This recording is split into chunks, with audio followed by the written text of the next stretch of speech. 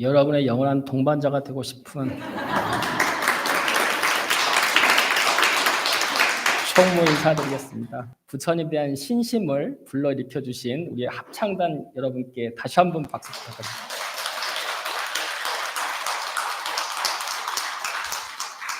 역시 노래는 가요라고 생각합니다. 자, 오늘은 현해상과 관문상에 휘둘리지 말고 항상 정진합시다 하는 주제로 여러분과 이야기를 나누도록 하겠습니다. 얼마 전에 이제 후배 스님 통해서 이렇게 들은 건데, 요즘 스님들이 이렇게 정진하는데, 좀 다시 말하면 깨우치는데 이렇게 목적을 두지 않고 그냥 열심히 스님으로서 사는 거, 포교하고 나름 이제 그런 정도에서 사는 거, 좀 뭐랄까, 어떤 부처 불법의 본연의 목적이 아닌 그 외에 이제 곁들여진 목적들, 상구보리 하와 중생이라고 하면 상구보리는 안 될 것 같고, 그러니 내 나름대로 선업이나 짓자라는 그런 이제 요즘 스님들의 보편적인 마인드가 그렇다, 이런 이야기를 들었어요. 그래서 그런 부분에서 저 또한 거기에서 이렇게 크게 벗어나 있지 않고, 저도 마찬가지 항상 고민하는 바이지만, 그럼에도 불구하고 이제 그런 부분에 대해서 부처님께서 하신 말씀을 우리가 한 번 더 되새겨야 되지 않을까 하는 생각을 해봤습니다. 이제 이런 불법은 깨우치기 어렵다, 이런 것을 이제 보통 현해상이라고 합니다. 그런 관념을. 그러니까 낭떠러지에 매달려 있는 것 같은 그런 압박감, 위기감, 그런 어려움, 이제 이런 느낌이 드는 거죠. 수행을 하면서 이게 쉽게 한 소식이 또는 깨달아지지가 않는다는 말이죠. 어떻게 보면 이제 그러다 보니까 좌절하는 것도 당연하고, 또 뭔가 잘못되지 않았을까 이렇게 흔들리는 것도 이제 당연한데, 예전에 제가 비구계 받을 때 함께 비구계를 수계살림 직지사에서 했는데, 그때 도반 스님, 제 바로 옆에 도반 스님이 계셨어요. 그 스님은 이제 파계사 강원을 나오시고, 그때 저랑 같이 이제 비구계 수계살림에 들어와서 이렇게 수계 이제 교육을 받는데, 그 스님이 굉장히 성격이 이렇게 아주 반듯하다 못해서 까칠할 정도로 반듯해요. 그래서 아주 스스로에게 엄격하고, 또 이제 그 스님에 대해서 다른 스님한테 듣기를, 그 스님이 강원을 다니면서 천일기도를 했대요. 강원 안에서. 그러니까 하루에 6시간씩 3,000배 절을 하고, 그리고 강원 수업 듣고, 교육 공부하고, 대중생활하고, 잠을 하루에 서너 시간밖에 안 자면서 이렇게 열심히 한다는 거예요. 그러니까 아무래도 이제 초발심이었으니까 정말 열심히 그렇게 목적을 가지고 열심히 부처님의 법을 알고 싶다고, 깨달아보고 싶어서 그렇게 열심히 한 것 같아요. 수계살림 때도 다른 사람들하고 이렇게 잡다한 이야기를 잘 안 나눠요. 그저 이제 제가 옆에 있으니까, 그냥 또 저하고 소임 처소가 같으니까 같이 이제 소임에 대해서, 업무에 대해서, 또는 이제 그 외에 간단하게 이렇게 대화를 나누는 정도지, 저처럼 이렇게 이런 얘기 저런 얘기 온갖 재미있는 얘기, 웃긴 얘기 이렇게 하는 거를 별로 안 좋아하더라고. 굉장히 사람이 반듯해, 지나치게 반듯해. 이제 그런가 보다 이렇게 생각을 했는데, 그렇게 해서 이제 우리가 비구계를 받았거든요. 받고 나서 한 달 보름 정도 이렇게 지났는데, 파계사에서 난리가 난 거예요. 무슨 난리가 났냐면, 이제 들려오는 거죠. 저희가 이제 송광사, 제가 유런에 이제 들어가 있는데, 그 파계사 유런에 그 스님 한 분이 이제 혼자 연비를 했다는 거예요. 연비를. 그래가지고 그 손가락을 다 잃어서 지금 병원에 입원을 해 있다는 거예요. 그래서 손을 절단해야 된다고 막 그렇게 이제 이야기가 들어와. 우리는 이제 당연히 유런이니까 같은 그 유런에 있는 이제 저는 송광사 유런이지만 같은 유런은 이제 가깝거든요. 같이 항시 모이기도 하고 누구냐고 이렇게 알아보니까 아니나 다를까 그 스님이었어요. 그 옆에 제 옆에서 같이 교육받았던 그 도반 스님. 그 비구계를 받고 나서 수계살림 끝나고 비구계를 받고 나서 본인이 부처님한테 서약을 한다고. 이 마음 변치 않도록 서약을 하겠다고 이제 손가락에 그 기름을 묻힌 그 가재천을 돌돌돌 감은 거예요. 감아가지고 이제 불단에서 이렇게 불을 지핀 거죠. 그때 이제 철우 스님이나 성우 스님 이제 율주 스님이나 파계사 유런장 스님이 계셨는데 그 어른들이 계시면 이렇게 허락을 하겠어요. 허락을 절대 안 해줘. 그러니까 이 어른 스님이 출타하셔가지고 유런이 빈 날 본인이 시간을 내서 이제 불단 앞에서 그렇게 기도를 하고 나서 그 다음에 이제 기름천을 감고서 이렇게 불을 지핀 거죠. 근데 이제 이게 이 스님이 잘 알고서 해야 되는데 그것도 하는 법이 있거든요. 잘 알고서 해야 되는데 이게 마음만 앞서고 이제 경험이 없고 또 어른들한테 물을 수가 없어. 왜냐하면 어른들이 그 허락을 안 하니까. 그러니까 숨겼단 말이에요. 숨기면서 이제 하다 보니까 누구한테 제대로 알지도 못하고 이렇게 본인이 한 거죠. 그래서 사실은 손가락을 두 마디만 이렇게 하려고 그랬대요. 두 마디만 하려고 이렇게 두 마디를 감은 거야.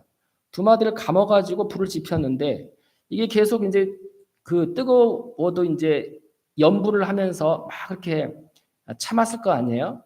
그러면서 이제 참으면서 이 두 마디가 다 탈쯤 되니까 이제 껐단 말이죠. 근데 사실은 이 두 마디를 태우면 이 화독이 그 배를 들어간대요. 배를. 그래갖고 이 세 마디가 다 꼬실러진 거는 당연하고 이 손에 요 뼈까지 화독이 들어가가지고 병원에서 이제 막 엄청 이제 의사 선생님한테 야단을 맞았는 모양이에요. 그래서 옛날 어른들한테 그제서야 이제 알아보니까 이 손가락 두 마디를 하려면 한 마디만 이렇게 연비를 하고 한 마디만 연비를 해야 두 마디를 끊어내는 거래요. 어차피 그 정리가 돼야 되니까 수술을 해야 되는데 근데 이 스님은 두 마디 하겠다고 두 마디를 꼬시려니까 이 세 마디 이상으로 그냥 화독이 들어간 거야. 그래가지고 이제 이 화독이 들어가니까 이게 아물지를 않으니까 이제 그 다음은 이제 손바닥 뼈니까 손목을 끊어내야 된다고. 왜냐면 이제 썩으니까. 그래가지고 이제 손목을 끊어내면 완전히 이제 이건 뭐 물론 손가락이 없는 것도 불구지만 손목이 없으면 아무것도 못 하잖아요. 그래가지고 막 그 소문도 나고 막 걱정하고 막 전국에 이제 큰 대형 병원 가가지고 막 치료하고 이제 해가지고 다행히 그때 이제 우리가 젊어가지고 아마 그 스님도 이제 저처럼 이렇게 어릴 때니까 젊어가지고 이제 간신히 살아나가지고 손가락까지만 딱 절단하고 이제 손바닥은 살려가지고 그렇게 이제 그런 일이 있었는데 그때 이제 그 우리 제방에서 굉장히 그 말이 많았습니다. 연비에 대해서. 우리 예전에 보면 우리 석종사 해국 큰 스님부터 해가지고 일타 스님 그 위에 일타 스님, 해국 스님 해가지고 어른들이 연비를 했던 그 분들이 많이 있으세요. 많이 있는데 사실 그분들이 나중에 나이 드셔가지고 이렇게 이제 후배나 제자들한테 이야기해 주기를 절대 이런 거 하지 마라. 이게 중요한 게 아니다. 팔 꼬실려 가지고 도통할 것 같으면 다 꼬실려 버리지. 팔 꼬실린다고 손가락 꼬신다고 도통하는 거하고 아무 관계 없다. 그리고 이제 연세가 드시면 이 신경통이 온대요. 신경통. 그래가지고 신경통 때문에 밤에 잠을 못 잔대요. 밤에. 그래서 절대 그렇게 오히려 수행하려고 했다가 수행하는데 더 어렵게 만드는 수행하는데 더 어렵게 만드는 그런 짓 하지 말아라 이렇게 이제 하신 말씀이 있는데 근데 이제 어릴 때는 그런 게 잘 안 들리고 저 스님이 저렇게 간절한 신심으로 부처님께 소신 공양을 했구나 이런 것만 이제 보이는 거예요. 그러니까 어린 치기에 이제 그렇게 했던 것 같아요. 그래서 이 스님이 결과적으로 이렇게 손가락을 다 절단해가지고 왼손이었는데 왼손을 이제 그러니까 오른손을 써야 되니까 나름 고른다고 골라서 왼손만 한 거예요. 근데 다 이제 끌어내가지고 목탁을 못 져.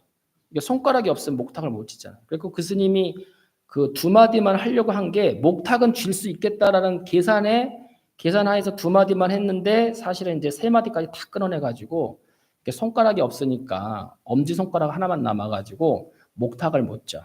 그래서 이제 그때 종단에서 그리고 큰 스님들이 막 우리한테도 이제 역정을 내시면서 중이 출가를 해가지고 부처님께 신심을 다하는 것도 당연히 중요하지만 그거는 신심이라고 하는 것이 그렇게 해서 얻어지느냐. 중이 출가해갖고 이제 시작인데 비구에 받았으면 이제 시작인데 목탁을 못 지면 앞으로 어떻게 살아갈 거냐. 아무리 선방에서 참선만 한다 그래도 기본적으로 부처님 마지는 올리고 자기 나름대로의 기도를 할 수 있어야지. 기도도 못하고 이제 목탁을 못 져버리니 어디다 쓸 거냐 이제 하면서 막 이렇게 이제 당신들 안타까우니까 역정을 내시고 그런 적이 있었습니다. 이제 우리가 그런 것들을 경험하면 굉장히 수행이 이게 참 쉽지 않구나 이제 이런 생각이 들어요. 근데 그 스님이 그렇게 간절한 마음으로 신심을 내 가지고 그렇게 여태까지 이제 20년 30년이 이제 가까워오는데 지금 그러면 그 스님이 이렇게 한 소식 했다고 막 제 방에서 들려오느냐? 또 그것도 아니잖아요. 또 어떤 스님은 제 후배 스님인데 이제 당신은 깨닫기 전에는 은사 스님을 찾아오지 않겠습니다. 이렇게 은사 스님한테 와서 아주 공표를 하고 선방에 들어간 스님이 있어. 지금도 은사 스님한테 안 와. 지금도 안 와. 20년이 지났는데 지금도 은사 스님한테 안 와. 금생에 올라는지 안 올라는지 몰라. 그러니까 이제 젊은 치기로 또는 뭐 나름의 이제 분심으로 그렇게 서약을 하고 열심히 하려고 하나 이 불법의 깨달음이라고 하는 게 책에서 보면 굉장히 쉽게도 얻어지는 것 같지만 사실 우리네 현실 속에서 그걸 구현할 때는 이게 만만한 게 아니구나 절대 이제 이런 생각도 들고 그러다 보니까 이게 금생에 그렇게 열심히 손가락을 꼬시려고 하면서까지 은사 스님하고 절연을 하면서까지 수행을 해도 잘 안 되는 거면 그냥 금생은 포기하는 게 안 낫겠나 안 될 거 뭐 그렇게 매달려서 뭐 하겠냐 이제 이런 생각이 자연스럽게 연결이 되죠. 이런 거를 현해상이라고 현해상. 절벽에 천길 낭떠러지 절벽에 매달리는 것처럼 매달려서 뭘 하겠냐 안 되는구나. 내 힘으로는 이 절벽 못 올라간다. 그런 생각인 거죠. 또 수행을 할 때는 반대로 관문상에 휩싸이는 경우도 있답니다. 관문상에. 보통 이제 우리들이 그 부처님 법문을 듣거나 또는 신도님들이 이렇게 이절저절 다니면서 큰절 다니면서 큰 스님 법문을 많이 들으시는 그런 분들은 매일 하루에 한 법문씩 듣는 분이 계셔. 큰 스님 법문을 유튜브로 이렇게 매일 하루 1일 1법문 들으시는 분들이 있어요. 그리고 연불도 계속 이렇게 틀어놓으시고 굉장히 이제 신심 있게 그 생활을 잘 하시는데 근데 이런 분들은 또 이제 단점이 뭐가 있냐면 큰 스님이 이렇게 또 법회하신다고 이제 우리 수요일 날 이번 주 수요일 날에 또 이제 우리 방장 스님 오셔서 조계사에서 이제 법문하신다고 그러는데 큰 스님 법문하시면 그 다음에 무슨 얘기 할지 알아. 저 스님 저 다음에 이런 얘기 할 거야. 옆에 보살님한테 또 막 알려줘. 막 못 참고 나만 알기야 못 참고 법문하시는데 옆에 보살님한테 그다음 무슨 얘기할 거라고 이렇게 알려주는, 그렇게 아주 법문을 열심히 잘 들으시는 보살님이 있어요. 그런 분들은 이제 법문이 그냥 일상적인 거죠. 예? 이 법문에 대한 깊이와 의미를 되새기지 않고 그냥 그런 좋은 법문, 좋은 말씀이겠거니 하면서 이렇게, 그리고 또 가볍게 생각하는 거예요, 법문을.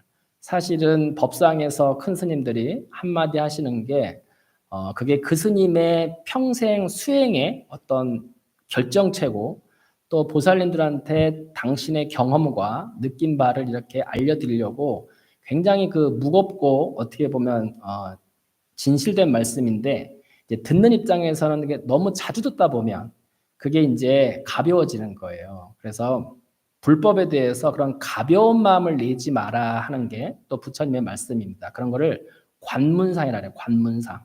관문상이란 뭐냐면 귀가 좌와 우측이 뚫려버렸어. 그래서 한쪽 귀로 듣고 한쪽 귀로 새나가 전혀 이 가운데 법문이 머물러 있지를 않아. 그걸 이제 관문상이다 이렇게 얘기를 합니다. 부처님 당나라 때 조림 도가선사라고, 도림선사, 조가 도림선사라고 이렇게 당나라 항주 땅에 계셨는데, 그 지역의 자사, 그러니까 지금으로 말하면 도지사죠. 도지사고, 중국의 도지사는 나라가 한 도가 우리나라만 하니까 뭐 우리나라의 임금님 같은 그런 이제 관리가 왔어요. 그분이 이제 백낙천이라는 아주 시인이기도 하고, 당나라 때 유명한 시인이기도 하고, 문장가이기도 하고, 정치가이기도 하고, 그런 아주 똑똑한 분이 오신 거예요.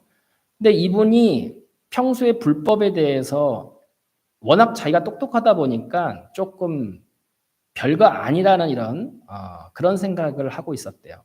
근데 이제 그 지역에 유명한 큰 스님이 계신다고 하니까 그래도 인사는 드려야 예의니까 찾아뵀대요. 찾아뵈니까 이 도림선사는 습관이 평소에 참선 정진을 할 때 나무 위에 올라가서 하신대요. 아마도 이제 정신 바짝 차리고, 안 그러면 떨어져 버리니까 정신 바짝 차리고 이제 수행하려고 하는 그런 당신의 계획이지 않을까 이제 싶은데, 어쨌든 나무 위에 올라가서 그렇게 참선 수행을 하는 거예요. 그날도 가보니까 스님이 나무 위에 올라가서 참선 수행을 하고 계셔.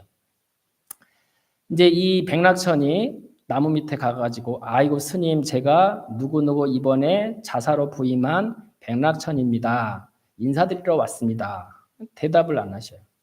아 스님, 그 위에 나무 위에서 내려오시죠. 너무 위험해 보입니다. 이렇게 말씀을 드리니까 그제서야 도림선사가 내가 보기엔 자네가 더 위험해 보이네.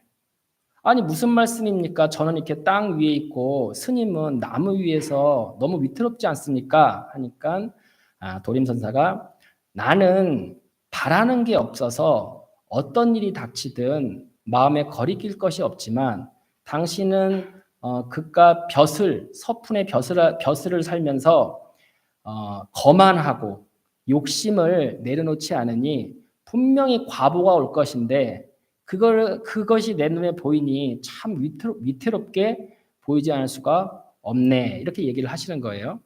기분이 나빠요. 그래가지고 이제 그래도 이제 뭔가 한 방이 있는 것 같으니까, 스님 저에게 마음에 새겨야 될 말씀 하나, 좋은 말씀 하나 내려주십시오 하니까 이제 도림선사가 나무 위에서 그래? 그럼 내 하나 알려주지. 세상을 살 땐 무릇 나쁜 일을 하지 말고 항시 착한 일을 하도록 하게. 백낙천이 그 얘기를 듣고, 아니 스님, 그런 얘기는 3살 먹은 어린애도 다 아는 얘기 아닙니까? 하니까 도림선사가 3살 먹은 어린애도 다 아는 얘기지만 80 먹은 노인도 실천하기는, 행동하기는 어려운 내용이네, 이렇게 말씀하셨다 그래요. 이제 그런 거죠. 그래서 우리 불법이라고 하는 게 어떻게 보면 굉장히 고차원적이긴 하지만 막 복잡한 게 아닙니다. 심오하긴 하지만 막 어지러운 게 아니에요. 단순한 것이 가장 심오하고 고차원적이고 또 어렵기도 하죠. 그래서 실천하는 무엇을 해야 하는지는 그렇게 복잡하지 않지만 그것을 하루하루 내 몸에 배도록 노력하는 것은 절대 결코 쉽지가 않다. 이제 이런 거죠. 그래서 불교를 수행할 때는 공부할 때는 이렇게 꾸준한 마음으로 그 어렵다는 생각, 나는 이번 생은 안 돼. 라는 생각이나, 뭐, 불법이다. 그렇지. 뭐 뻔하지. 그 다음에 무슨 내용 다 알아. 뭐, 이런 쉽게 생각하는 마음이나 이 두 가지 마음을, 휩싸이지 말고, 이 두 가지 생각에 휩싸이지 말고, 검은고 줄을 고르듯이, 너무 세게도 줄을 고르면 제대로 된 소리가 안 나오고 검은고 줄이 너무 느슨해지면 그래도 제대로 된 소리가 안 나오듯이 적당하게 그때그때 자기의 마음을 잘 감추어가면서 이렇게 수행하는 게 제대로 된 수행이 아닌가. 그리고 그것이 가장 빠른 길이 아닌가 생각하고 금생에 또 결과가 없다고 해서 정말 그럼 그게 의미가 없느냐? 그게 아니라는 거죠. 금생에 우리가 기도 한 번을 하고 공부를 1시간 하고 참선을 1시간 하더라도 그게 금생에 별 아직 결과가 발현되지 못했다 하더라도 그게 쌓이고 쌓이면 결국 언젠가는 선업이든 악업이든 어떤 공덕이든 반드시 결과가 나온다라고 하는 게 부처님 말씀이고 불법의 이치이기 때문에 결국은 우리가 그것도 믿는 것이 중요하겠다. 그래서 착한 일 하고 나쁜 일 하지 말아야 된다. 이것도 이제 우리가 믿어야지 실천할 수 있는 것처럼 우리가 1시간 수행하면 반드시 그 1시간만큼의 결과가 언젠가는 반드시 나에게 온다라는 것을 믿을 때 그렇게 또 꾸준히 수행할 수 있는 힘이 되지 않을까 이런 생각을 합니다. 자, 오늘 법문에서 마치겠습니다.